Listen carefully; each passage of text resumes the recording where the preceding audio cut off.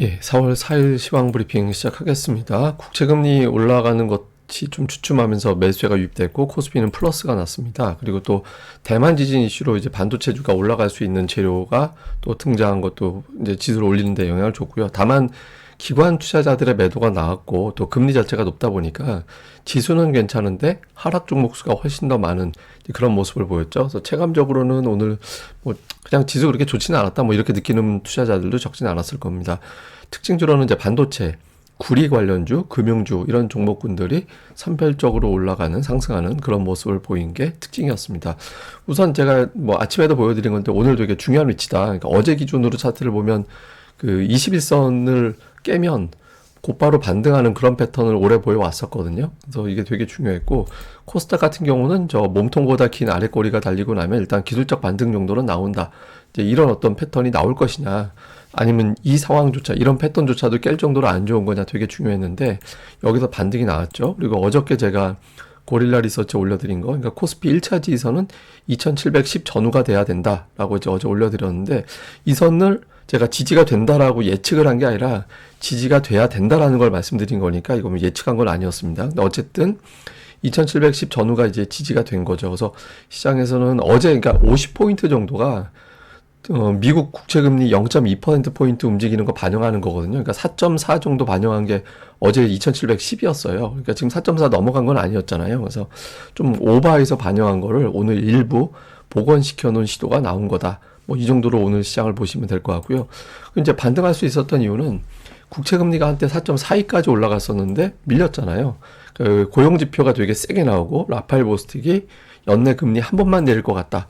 그러니까 이런 이야기를 해서 금리를 올렸다가 서비스업 지수가 예상치보다 낮게 나왔고 또 파월이 뭐 최근의 지표는 그냥 울퉁불퉁한 거라서 뭐 지금 기존에 어떤 3번 내릴 거 정도 그런 어떤 경로를 바꿀 정도의 상황은 아닌 것 같아. 또 이렇게 약간 유연한 발언을 하면서 여기에 좀 안도를 해서 또 금리가 내려갔죠. 그래서 금리가 내려간 쪽에 이제 우리는 뭐 마감한 상황에서 이제 증시를 보게 되니까 미국 국채 금리가 빠졌구나. 그러면 조금 안도해도 되겠구나라고 해서 지수가 이제 반등할 수 있는 그런 기반을 만들어줬고 특히 이걸 주목해 봐야 되는데 저는 파월의 발언보다 이걸 더 중요하게 봤거든요. 그러니까 3월 ISM 서비스업 지수인데 이게 이제 내려갔잖아요. 서비스업 지수라는 게 그러니까 PMI라는 게 그거예요. 그러니까 회사 각 담당자들한테 지금의 상황 뭐 비용은 얼마나 나가고 있어 사람은 앞으로 얼마나 고용할 거야 이런 거 물어봐서 설문하는 거거든요. 근데 이 중에서 주목해 봐야 되는 게 가격 지수인데 가격 지수가 빠졌잖아요. 예, 가격 지수가 내려갔는데 이게 왜 중요하냐면 미국의 그 ISM 서비스업 지표 중에서 가격 지수하고 미국의 CPI하고 그러니까 미국의 물가 지표하고 이렇게 비교를 해보면 가격 지수가 CPI에 약간 선행한다. 그러니까 이렇게 알려져 있거든요. 그러니까 무슨 얘기냐? ISM 서비스업 가격 지수가 내려가면 시차를 두고 미국의 소비자 물가 지수도 내려간다. 그러니까 이렇게 봐요. 예, 근데 지금 이 가격 지수가 빠졌잖아요. 그래서 투자자들은 파월의 발언도 있었지만, 이 최근에 봤던 인플레이션 지표가 이게 보통 한 3개월 왔다 갔다 이제 선행한다고 보니까, 그러면 다음 분기에는 물가가 올라가는 쪽보다는 그래도 어쨌든 진정은 되겠구나라고 해서 이제 안도를 했고, 그래서 그러면 금리가 확 올라가진 않겠구나 이렇게 안도감을 준 거거든요. 그래서 이 지표가 이제 조금 투자자들에게는 위로를 주는, 단기적으로 좀 위안을 주는 그런 역할을 좀 했던 것 같습니다. 그리고 이제 파월 발언은 뭐 인플레이션 재상승한다라고 판단하긴 일시적으로 이제 울퉁불퉁한 것이 이제 확인은 좀 필요할 것 같아. 근데 전반적인 상황은 안 바뀌었어. 그리고 2% 향해 간다라는 확신 들기 전 인하는 적절하지 않아. 근데 이것도 되게 중요해요.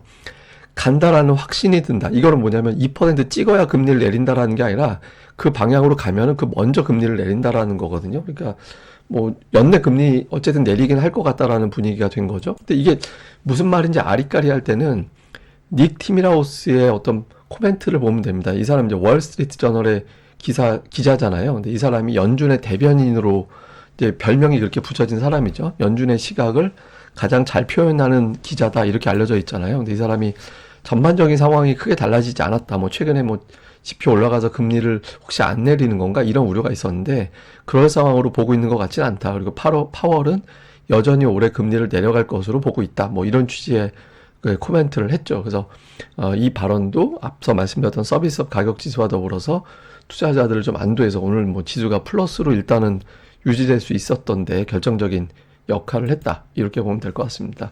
뭐 종목들별 뉴스 보면 반도체 쪽 뉴스가 좀 있었죠. 그러니까 대만의 지진 여파로 반도체 D램 가격이 좀 올라갈 것 같다. 그러면서 뭐 강진 때문에 만약에 부품 재고가 부족해지면 한국의 반도체 가격이 인상될 수 있다. 또 일부에서는 이게 이제 공급망 문제를 자극해가지고 또 물가를 자극한다 뭐 이런 주장도 있긴 한데 아직까지 그 단계는 아닌 것 같고, 근데 어쨌든 이런저런 지진 이슈 막 이런 거 나오고 하다 보니까 이제 반도체주가 반응을 했고요. 그다음에 구리 가격 계속 올라가면서 또 구리 관련된 종목군들이 또 상승하는 이제 그런 모습을 좀 보였죠. 그래서 특징주 보면 이제 미국에서 움직인 종목들, 예를 들어서 뭐 마이크론 테크놀로지가 오늘 4% 올라가고 포드가 또 한 2.8% 올라갔잖아요. 예, 그러다 보니까 하이닉스가 4.9% 올라가고 현대차가 4.6% 올라가고, 그러니까 미국에서 올라간 종목 그대로 반응한 그런 모습을 보였고, 또 금리가 높은 수준 유지하다 보니까 금리 높을 때는 불안정하니까 불안정할 때는 안전한 거, 밸류업 종목을 또 그렇게 보는 거죠. 또 마침 최근에 조정도 나왔으니까 밸류업 쪽으로 한번 볼까? 그러면 금융주 쪽이 금리 높을 때는 안전하지 않나? 그러니까 이런 판단을 하면서 이제 또 금융주들이 상승하는 이제 그런 모습을 보인 게 오늘 특징이었습니다. 수급에서는 외국인들 매수 5,800억이나 들어왔고요. 코스닥도 매수했습니다. 근데 아쉬운 건 기관이 아침에 코스닥 매수로 출발했다가 이제 이내 매도로 바뀌어서 기관 투자자들이 저렇게 매도하다 보니까 코스닥 지수는 괜찮은데 하락 종목 수가 더 많은 그런 형태가 됐죠. 종목별 수급 동향 보면 외국인 매수에 5,600억 원이 삼성전자, 하이닉스예요. 우선주까지 합치면 5,800억이거든요. 그러니까 외국인들 순매수 금액하고 삼성전자, 하이닉스 매수한 규모하고 똑같아요. 예, 그러니까 이제 그냥 사실상 반도체 산 거다. 이렇게 봐야 되고, 그 외에는 뭐 그냥 네이버 사고 현대, 기아 매수한 거 좀 있고, 그 외에는 뭐 업종별로 좀 골라 담는 예, 그런 모습을 보인 게 특징이었고요. 이제 구리 가격 때문에 그런지 몰라도 고려아연과 풍산이 들어간 게 좀 특징이었고요. 그다음에 기관 투자자들은 역시 또 삼성전자, 그러니까 하이닉스는 팔고 삼성전자는 매수하고, 또 밑에 보면 뭐 DI도 매수 들어가 있죠. 뭐 그 외에는 금융주가 밑에 좀 깔려 있는 예, 그런 모습을 보였고, 뭐 특징적인 어떤 업종을 전체로 담았다 뭐 이런 느낌은 별로 그렇게 크진 않았습니다. 근데 이제 금융주가 밑에 쭉 깔려 있는 거는 좀 약간의 특징 보면 될 것 같고요. 코스닥에서는 외국인들이 오늘 100억을 매수했는데 60%가 하나마이크론이었어요. 예, 그리고 엔캠이 있었고, 그러니까 전체 매수의 거의 90% 정도가 이제 두 종목에 집중이 되어 있었고, 그다음에 이제 HLB라든가 이런 것들이 있었는데, 이제 반도체주는 좀 엇갈렸죠. 사는 것도 있고, 파는 것도 있고, 이제 그렇게 좀 엇갈려서. 근데 반도체가 매수 쪽 종목에 좀 많이 포진해 있긴 했습니다. 그런 게 특징이었고, 기관은 오늘 반도체 되게 열심히 샀습니다. 그러니까 종목 수로 보면, 지금 순매수 한 20이 왔다 갔다 20개 조금 더 되는 종목 있잖아요. 거의 절반이 반도체였거든요. 근데 매도는 이제 2차 전지, 그러니까 제약 바이오. 그러니까 이거는 어떤 걸 팔아야 저쪽을 사는 이런 구도가 돼서 기관 투자자들이 조금 이제 좀 전체를 광범위하게 매수하기보다 이제 골라 담을 수밖에 없는 예, 그런 흐름을 보이고 있는 게 이제 기관의 특징이었습니다. 자, 시장을 좀 요약해서 보면 금리가 아직은 높거든요. 그러니까 뭐 제가 이건 계속 말씀드리긴 하는 건데 국채 금리가 4.2% 이상은 부담이 돼요. 그러니까 왜냐면 아니 뭐 미국 국채에 투자하면 연 4% 이자를 주는데 예, 그러면 굳이 뭐 위험한 신흥시장 주식을 사도 될까? 이렇게 고민하는 투자자들이 부분적으로 있거든요. 그러니까 수급이 아주 강하기가 어렵습니다. 그러니까 금리가 지금 수준을 유지한다라면 당분간 금리 가지고 좀 치고받고 하는 예, 그런 어떤 변동성은 좀 나올 수밖에 없겠고, 또 미국에서는 빅테크가 추세가 좀 막혀 있거든요. 뭐 애플부터 뭐 마이크로소프트라든가 뭐 아마존이 됐든 뭐가 됐든 하여튼 좀 뭐 엔비디아도 마찬가지죠. 좀 갇혀 있거든요. 그래서 여기서 좀 돌파구를 만들어내는 빅테크가 나오던가 아니면 러셀 2000이 치고 가든가 이게 있고, 다음에 고비가 있죠. 삼성전자 잠정 실적 나오는데 삼성전자 잠정 실적 나올 때 기계적으로 매도하는 투자자들이 있거든요.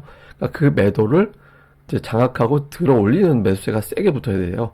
이제 기관 투자들은 좀 쉽지 않다고 볼 때 외국인들이 삼성전자 잠정 실적 발표 이후에 그런 움직임을 보여주게 되는지, 뭐 일단은 저는 삼성전자 통계적으로는 2년 차, 그러니까 삼성전자 1년만 상승하고 끝나는 경우는 없기 때문에 2년 차에는 두 자릿수 이상 올라간다라고 보면 올해 결과적으로 9만 원 언저리까지는 도전할 거다라고 보여지긴 하거든요. 근데 어쨌든 단기적으로는 실적 발표 전후에서 수급 동향이 중요하다. 그 다음에 이제 뭐 구리, 반도체, 금융 이런 종목군들은 각각의 이슈로 올라갔다. 이렇게 보시면 되겠습니다. 자, 이거는 당장은 악재로 작용하는데 우리 증시에는 사실 나쁘지 않은 거. 이게 뭐냐면 코스피 지수를 이제 영향을 주는 지표들이 있어요. 그러니까 구리, 그 다음에 이제 미국의 제조업 지표, 또 하나가 경기 선행 지수, 뭐 이런 것들이거든요. 근데 최근에 구리 가격이 좋잖아요. 근데 원래 전통적으로 구리하고 우리나라 수출 금액 지수하고는 비슷하게 갑니다. 그리고 수출 금액 지수하고 코스피하고 비슷하게 가거든요. 근데 최근에 구리가 올라간다라는 거는 사실은 수출 환경이 좋아지는, 물론 이제 뭐 구리 올라가는 게 다른 이유도 있어 막 이런 얘기 나오지만 어쨌든 뭐 저 때는 다른 이유 없었겠어요. 근데 어쨌든 구리 가격 올라가는 거는 궁극적으로 보면 우리 입장에서는 나쁘진 않다.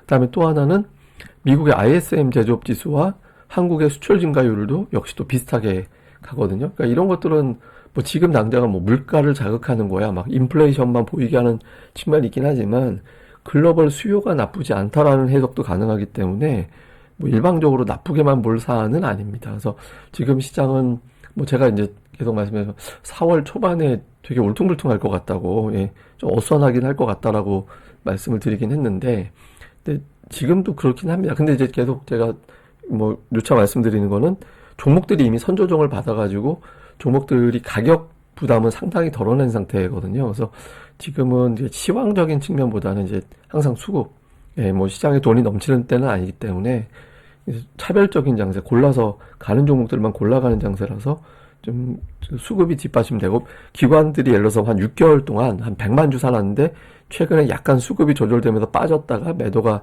다시 매수로 붙는 그런 종목군들이 좀 많이 있거든요. 그래서 기관들 매수 누적되고 실적 평가 좋은 종목들에 대해서는 관심을 계속 가져나갈 필요가 있다. 자, 이렇게 보시면 될 것 같습니다. 예, 그럼 또 오늘 하루 또 잘 보내시고요. 저는 다음에 뵙겠습니다. 이 방송 구독하기와 좋아요 꼭 부탁드립니다. 감사합니다.